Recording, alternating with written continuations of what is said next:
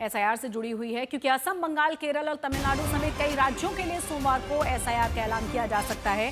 चुनाव आयोग इसे लेकर तैयारी कर चुका है।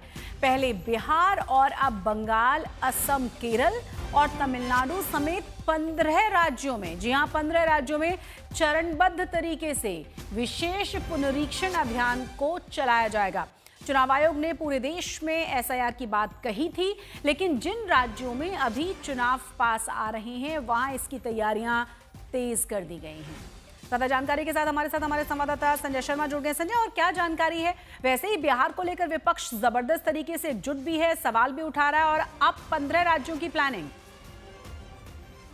यहाँ शशि 10 से 15 राज्यों में एसआईआर का ऐलान के कार्यक्रम का ऐलान किया जा सकता है। निर्वाचन आयोग ने कमर कस ली है, सारी तैयारियां हो गई हैं पिछले 2 महीनों में।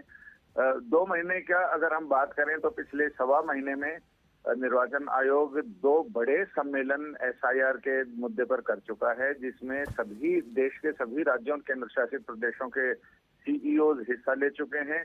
और अब आयोग इस बात पर विचार कर रहा है कि इस ऐलान के लिए प्रेस कॉन्फ्रेंस की जाए या फिर रिलीज भेजकर पूरे देश को सूचित किया जाए।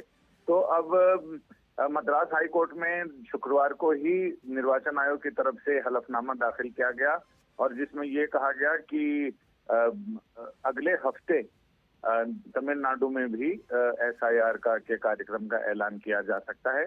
तो ऐसे में आयोग ने मद्रास हाई कोर्ट को सूचित कर दिया था, क्योंकि वहां भी एसआईआर को लेकर याचिकाएं दाखिल की गई हैं।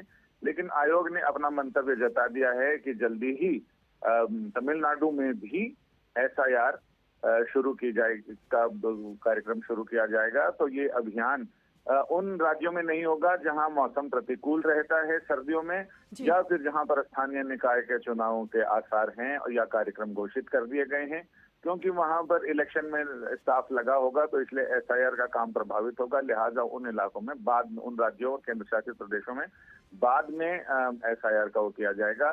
तो यानी इससे ये स्पष्ट है कि हिमाचल प्रदेश, जम्मू कश्मीर, लद्दाख, नॉर्थ ईस्ट के कुछ इलाके राज्य, वहां पर अभी एसआईआर शायद नहीं होगा, लेकिन हाँ, जिन राज्यों में चुनाव होने हैं उन राज्यों में एसआईआर की प्रक्रिया शुरू कर दी जाएगी। यानी कुल मिलाकर एक और बड़ा राजनीतिक तूफान आने वाला है। बहुत बहुत शुक्रिया संजय, इस तमाम जानकारी के लिए आपका।